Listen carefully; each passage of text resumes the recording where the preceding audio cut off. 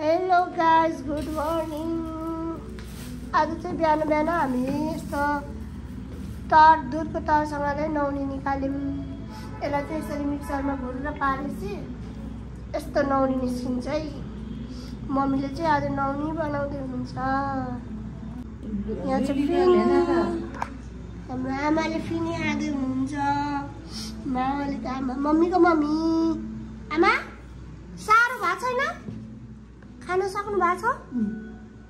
दाँत छ? दाँत छैन?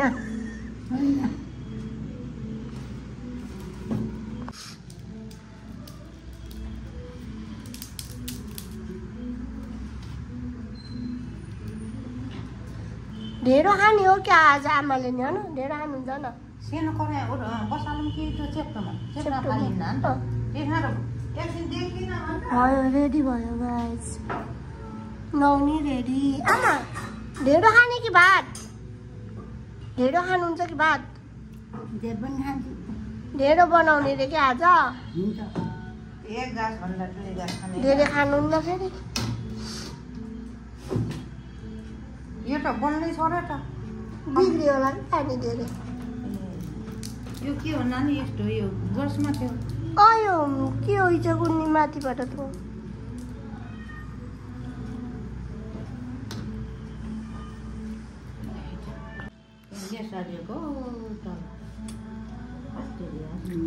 आम्मामा होइन यत्रो आयो त अनि यति भएपछि त भइगयो त।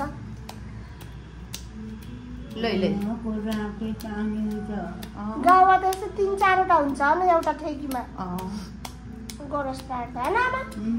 हजुरले आज नि गोरस पार्नुहुन्छ? अहिले सक्नुहुन्न? पार्नुहुन्छ? आमाले सक्नुहुन्छ कि घुर पार्दै? यत्रो त आयो त नि अब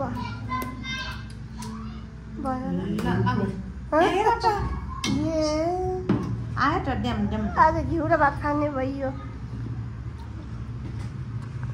यो चाहिँ मैले ढेँडोको लागि कराई बसालेँ। यो यसरी हामी चाहिँ म चाहिँ गाइजहरू कोदोलाई यसरी पानीमा फिटेर र अनि कराई तताएर यसमा अलिकति घिउ नभए तेल राख्दा पनि हुन्छ। अनि यस्तो तताएर अब यो खनाउने कराईमा होइन। अनि यो खनाएपछि मैले खनाइसकेँ गाइजहरू। अब यसलाई यसरी बिस्तारै बिस्तारै चलाउँदै सानो आगोमा हल्का ठुलो हुनु पर्यो। अनि यसरी चलाउँदै पकाउने हो।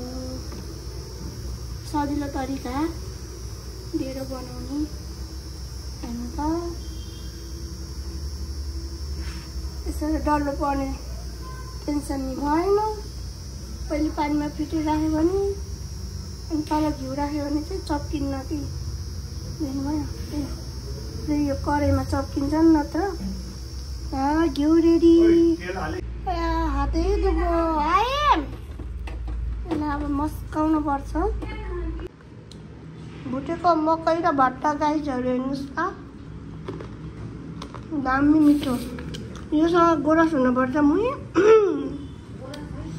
अनि यो चटनी त्यो भाङ हालेको तिमुर लसुन भाङ अनि मकै कम त मिठो हुन्छ। भात खानु पर्यो। आमा धेरै खाँदै हुन्छ। हजुर देखिनु भयो अलि उता लानु होइन बाहिर ढाकेर। यो चटनी साग मासु भातको डल्लो यस्तो खप्टाएर राखेको छु। हिमालको चुचुरो चाहिँ यस्तै गर्नुपर्छ। यहाँ मुसो ठाउँ राखेको नि यता भातलाई यसरी खप्टाएर 2 तले भात 2 तले भात खाएँ मैले आज। कहिले 1 तले खान्छु, आज 2 तले। हिजो नखाएको नि त त्यही भएर। ए पहिला यो बिच्चाको दबार्नु अन्त लक खोल्नु पहिला लक लक पुनो लक लक खोल्ने यो माथिको र तलको यो यताको अब तलको हैन भएन यो दबाउनु अनि यो दबाउनु बेसी दबाउनु पर्ने रहेछ अनि त बिचको त पहिलोलाई दबाउनु यो अनि फेरि दबाउनु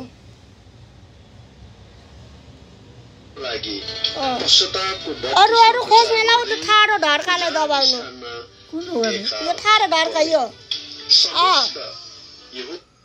तिनीहरू फेरि दबाउनु आएन भने फेरि दबाउनु ऊ आयो ल अब खोल्नु त लेखिदिउँ र यो दबाउनु भनेर एउटा कापीमा लेखिदिउँ र ल लेखिदिन्छु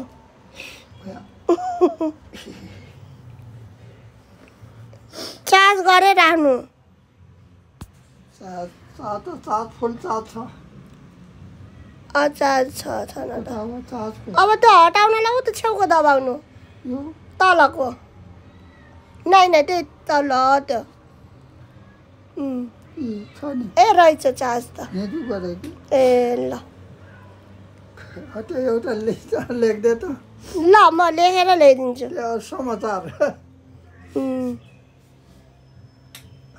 समाचार सुन्नलाई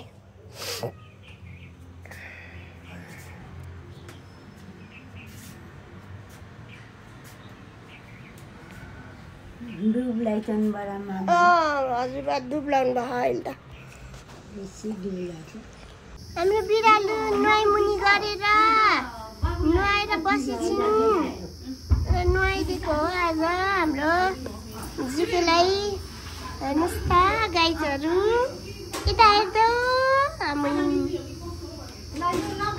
बाँधेर यसलाई यहाँ यो नबान्ने हो भने फेरि यताबाट भागेर यसलाई तल हात हाल्छ तल त्यही भएर आज आमाहरू दुई बहिनी भेट्नु भएको छ जाडो भयो ए दुई बहिनी आज मुलाकात भइरहेको छ यहाँ भुसा तान्दै हुन्छ कहाँ हिँड्नु भयो आमा टोइलेट जानु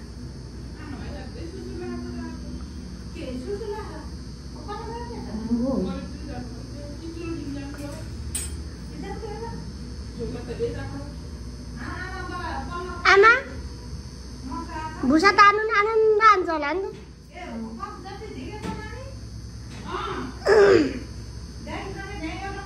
बङ बङ भुसा उठाइन्छ के आमाले कति वर्षबाट खान लाग्नु भयो आमा भुसा कति वर्षदेखि खान लाग्नु भयो म त बुढीबाले खाइरहने कि रे मैले माथिले खाइरहने बुढीबाले हल्लाहरू हो के त्यसैमा बुढीबासी सिकेको हो यो कति वर्ष बोल्दा कति वर्ष बोल्नुहुन्थ्यो कति वर्ष सानै सोर्न पार्ने उमेरबाट पहिला पहिला हाम्रो बजुहरू हाम्रो आमाहरूलाई आमाहरू जङ्गल जाँदाखेरि पछ्याउने अरे लागेको अन्त सिगरेट भन्नु सिगरेट दिएर घर पठाउँथ्यो अरे कि बच्चामा 2-3 वर्षबाटै खाएको अरे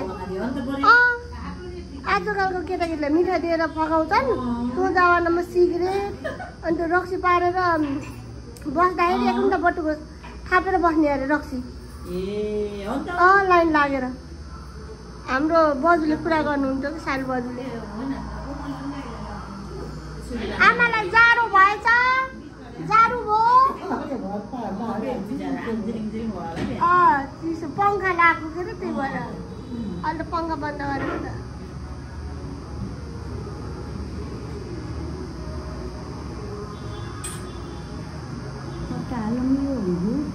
हजुर राख्नु खरानी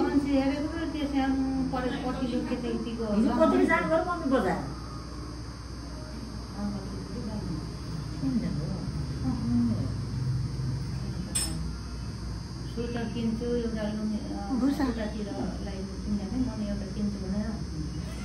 एउटा चुरोट पालै पाला खानु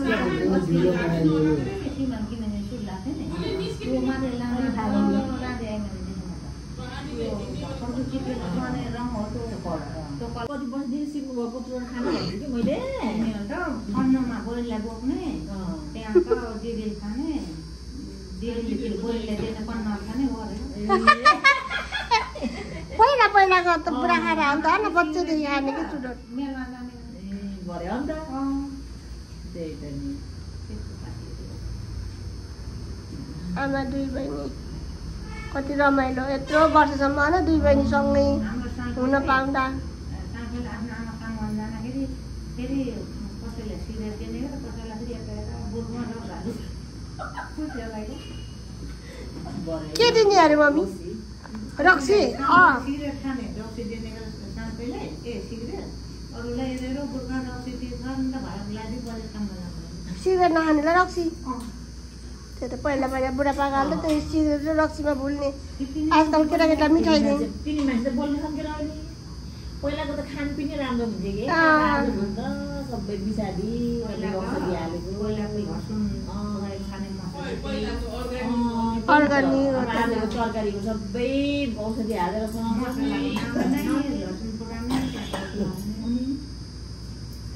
मान्छे किन बोल्दैन हाम्रो बजेट पनि टाउनमै राख्थ्यो एउटा झरे छैन एउटा चुरोटलाई कतिचोटिमा भ्याउनुहुन्छ अरे यता र उता गर्दा एउटा चुरोटलाई कतिचोटिमा भ्याउनुहुन्छ अरे यता र उता गर्दा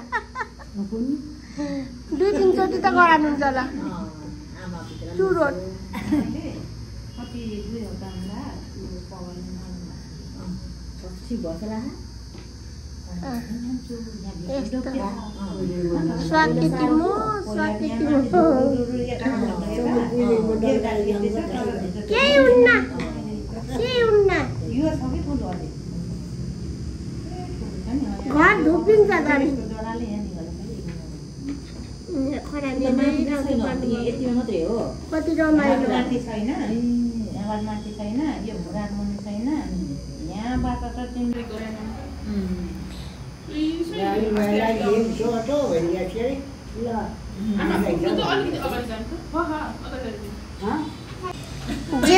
जेठमा भेट हुनुभयो अहिले कार्तिकमा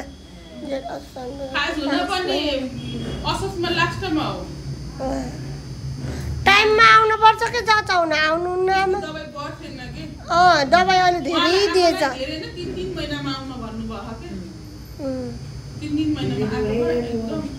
फेरि अर्को लट्छु के भन्नु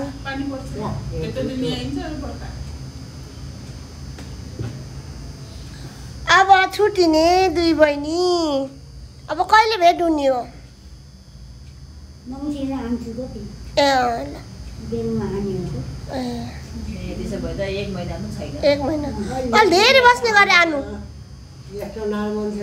झन् राम्रो आउनु भएको छ राम्रो आउनु भएको के भयो राम्रो आउनु भएको छ भनेको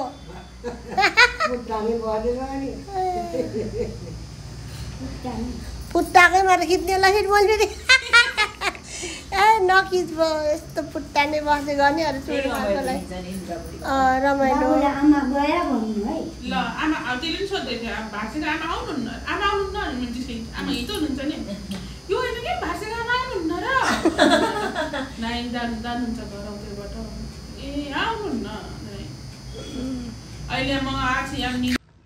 गाइस यसलाई हेर्नु न यो गुडियाको निकालेर मैले अझै त्यहाँ ब्ल्याङ्केटभित्र लुकाइदिएँ कान जति खाइदिएर हेर्नुहोस् त यहाँ गाइसहरू डलको